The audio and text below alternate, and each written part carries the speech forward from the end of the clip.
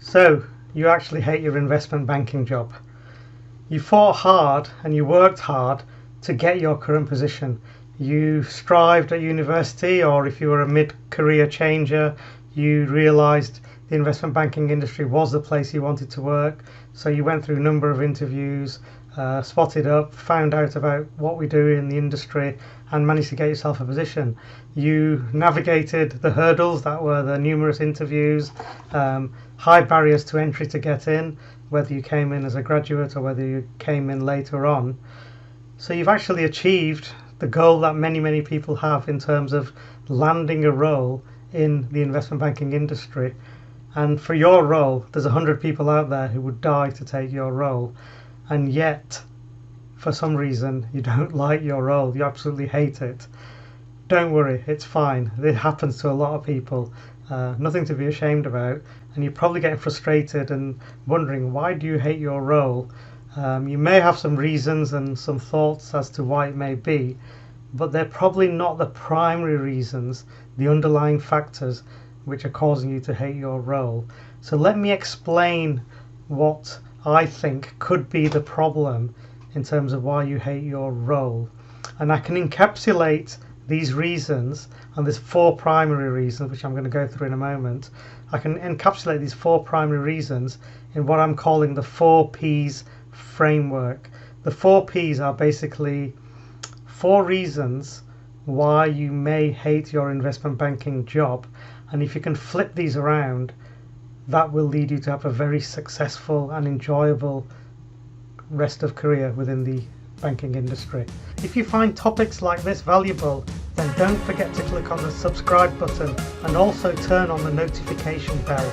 That way you'll be kept up to date when I release new content. Let me know you've done that by writing "I've subscribed" in the comment section below. Together with any questions you may have, I read all of your comments and will respond.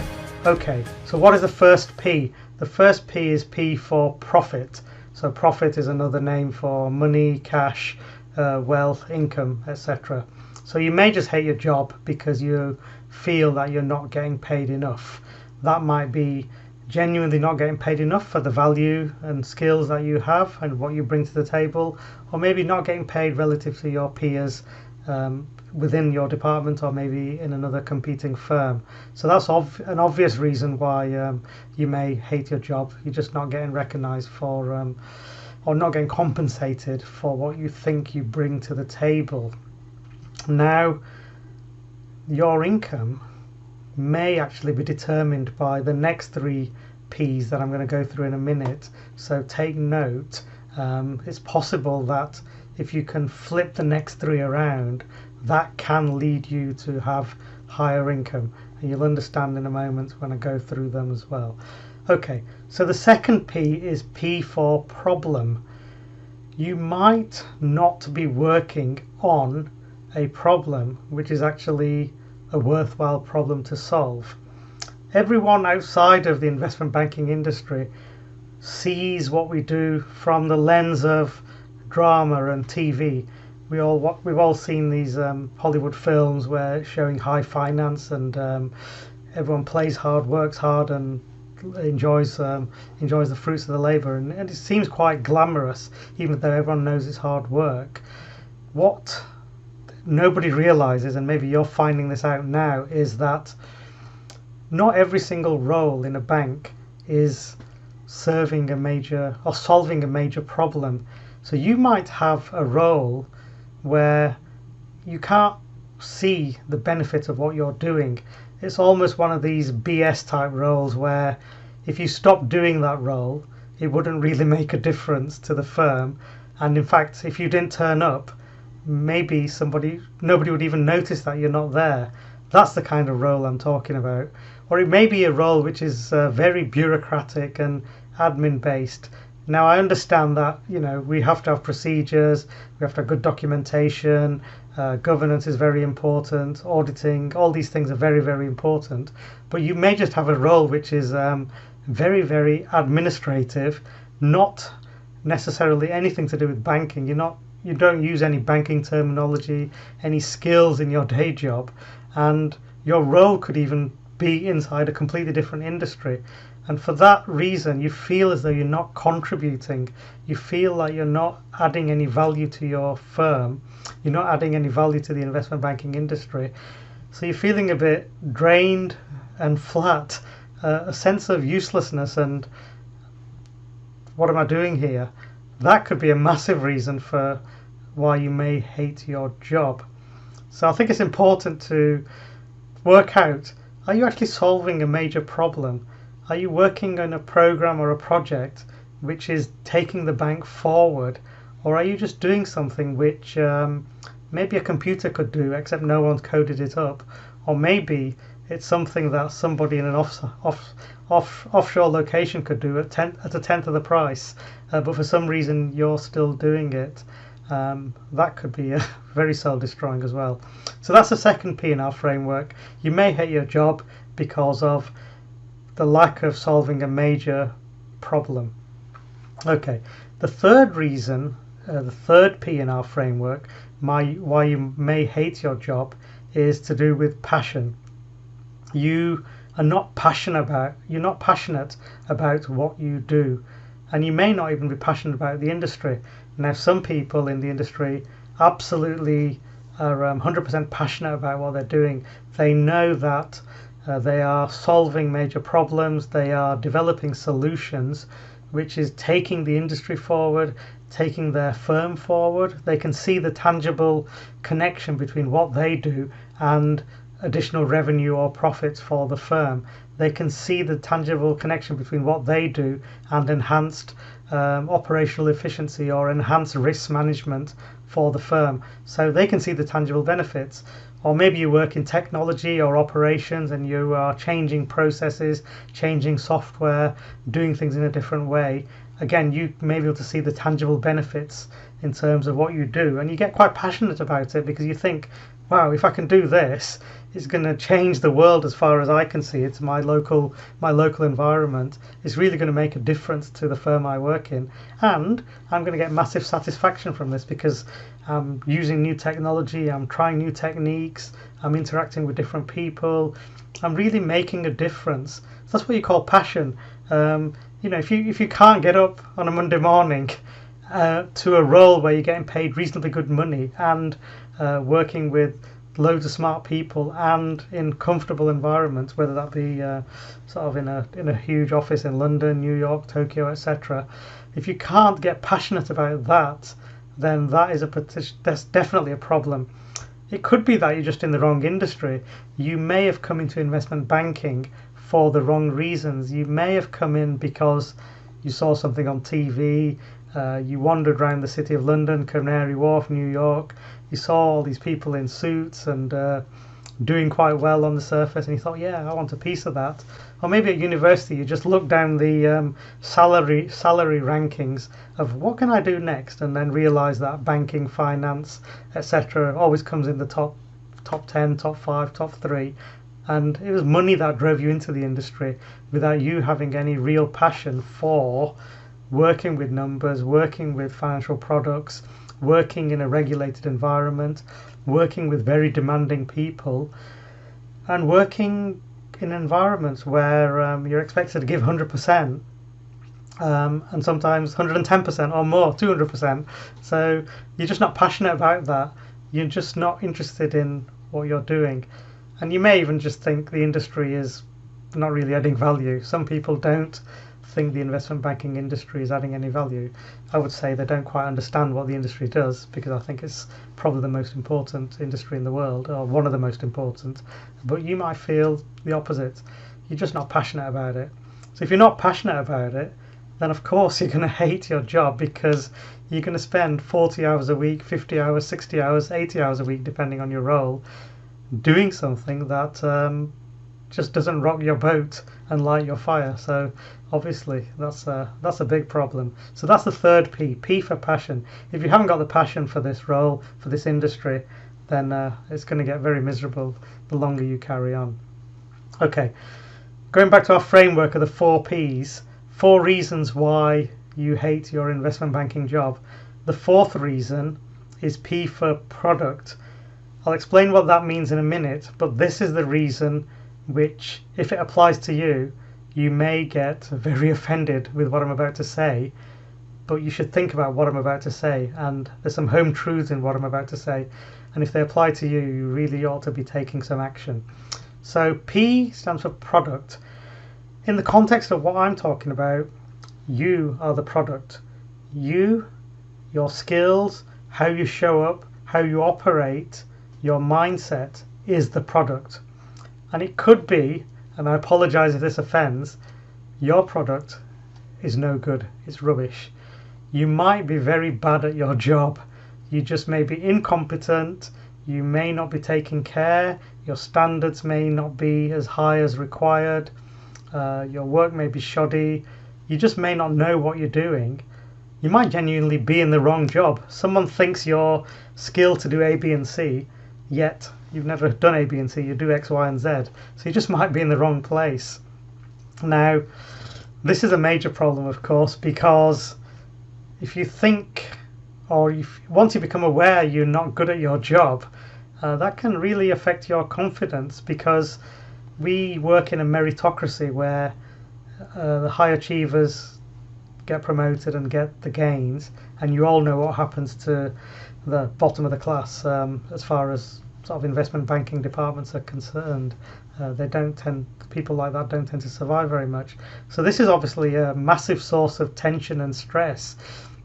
If you have an awareness that you're not very good at your job, and the evidence around you is suggesting this, you're missing deadlines, you don't quite understand what's required, what you do produce isn't quite right, what you do produce works the first time but then breaks after that, basically your solutions are not right and not very good, then this is definitely going to cause a lot of stress and also a lot of frustration, because you're thinking, well, I'm guessing you're a high achiever because you got into the industry. You were probably top of your class at school, top of the class at university. You obviously excelled because you got through all of the interviews. If you've had a long enough career in the banking industry, then you've been excellent for a number of years. But you might just find yourself in a place where suddenly you're not very good at what you do. And it might not be like you've never been good. It just may be temporary, or something recent. The current role is just something you just can't do. You've got to tackle it. Simple as that. We're not the civil service. We're not an organisation, an industry where passengers are carried for years and years and years. It does happen, but eventually you're going to get found out. So your results are everything, and if you're not performing, then you've got to do something about it. Okay. So they're the 4 Ps. I'll just recap them very quickly, and then I'm going to tell you what would happen next if you don't do something about changing these 4 negatives into 4 positives. Now, I'm not saying that all 4 apply to you. It would be a major problem if all 4 of these 4 Ps were negative as far as you're measuring them, but maybe only 1 or 2 are negative, but you've got to be doing something about it. So first of all, I'm going to go in reverse order, actually. So the last one we talked about was P for product. If you're not good at what you do, you've got to remediate this. Either go and work in a place where your skills are better matched, or if you are working in the environment and the department you want to work in, upskill yourself. You've just got to go and graft and go and learn and do something new. What got you here may not be good enough to get you over there, because the world is changing, our industry is changing, the regulatory environment causes the focus to shift so subtly every year. What is required of you changes, even though you think you're doing the same thing that you were doing last year. Other things change as well. Technology changes, someone comes up with a better way of doing things, and the operations around you change, so there's different procedures. You just got to learn and adapt. And also, as things become more knowledge, as things become more common knowledge, the thing that differentiated you from everyone else, you may be an expert in derivatives or in repos or credit derivatives or something like that. Maybe everyone knows that anymore. So the thing that made you exceptional is now common knowledge. It's a commodity, everybody can do it. So you're suddenly not shining like you once were. So you've got to do something about it. You've got to become good at what you do, so that you can enjoy your role within as I've said it before, the best industry in the world. Okay, the next P, again going back in reverse order, is passion. Passion, really like, yes, it's Monday morning, I want to get into work, I want to crack on with the problem I was doing. No, I don't need a lunch break, or I can just work a little bit extra. I'm really interested in this, and I'm not saying you do that and overwork and kill yourself, but passion is like, yeah, this is fantastic. I really want to solve this. This is often a mindset issue.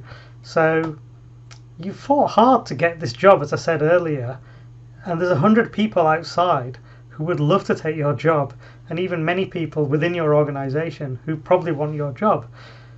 So think about the position you're in. Really come from a place of gratitude. Is it really as bad as you think? Are you getting paid? Are you really getting paid peanuts? Are you getting abused by people around you? Do people hate you? Are you really not working on anything important? Can you reframe any of this? Can you actually look behind the work you're doing and understand why you're doing it? Maybe just think of a different way of approaching the task. Maybe the way you're doing something is what's dragging you down. If you do it in a different way, that might just spark the interest. And once the passion is improved, your productivity will probably go through the roof as well. And then we'll talk about it in a moment, your profit, your money, your income may actually go up as well, because people will recognize, hey, this person's really interested in what he's doing. He's got the enthusiasm and energy. She's doing really well. She's got the passion. He's got the passion. Yeah, we want to give this person more money. So that it could be that. Think about your mindset in terms of how does that relate to how passionate you are about your job. The next P, going back in reverse order, is P for problems. Are you really working on something meaningful? You may well be, but you don't realize it. You must become aware of what you're doing. What is the main problem you're solving? What is the bigger picture behind all of this? And it's up to you to call it out. People around you may think what you're doing is important, because somebody's looking at this from a very, very high level. Maybe some program manager thinks, oh, we need someone to do that, but not really realizing that no one does that anymore. That's like 1990s type project management. So you might be just doing the wrong thing and totally redundant. So call it out, work out, are you doing something that is required? Are you actually adding utility? Is it useful? Are you contributing to the world? Are you making a difference to the organization and the team around you and your program? Is what you're doing leading to some tangible benefit elsewhere?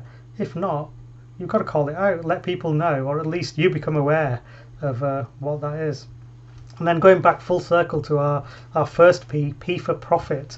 If you can really get good at what you do, that's your product, get passionate about what you do, have the right mindset and approach the problem in the right way, increase your passion, that your energy will go up as well. You'll just become more interested. You'll see things in a different light, and you'll come up with better and better solutions, maybe ones that no one's even thought of.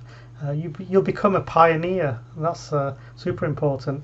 And then really get an understanding of the benefit of what you're doing. What is the problem you're solving? If you get those three right, then you become almost irresistible. You become a very, very effective cog in the huge wheel that the whole industry. You're a small cog in a big machine, but you could become a very, very important cog in this big machine that is your firm, because you're doing something which is making a meaningful, tangible difference, not only to your well-being in your life, but to the firm around you, and potentially, depending on the project, to the entire industry. You may be working on some regulatory thing. So there you go. That's my 4 Ps model to explain why you might hate your job. And I've left a lot of clues in there how you can reframe and turn those things around to actually improve your situation so you don't hate your job anymore. Now then, if you don't do anything, there's a potential problem. Right, if you're unaware and you don't do anything, one of three outcomes is going to happen. The first outcome is somebody around you, your manager, etc., realizes that you hate your job because they can see it. Your results are not so good, your attitude's poor, your enthusiasm's not there, and you're just working on something which is potentially not quite right. They may help you to remediate it, or they may not. Worst case scenario is they don't help you to remediate it, so you're not in control anymore. They will kindly ask you to leave, or maybe just sideline you and give you something even worse than you're currently doing. So you're not in control anymore. You don't want this situation. The second outcome from all of this is you become really aware of why you hate your job, and you do something about it. So that might be remediating one of these 4 problems, carrying on in the current role, or it might be, no, I'm not going to remediate this.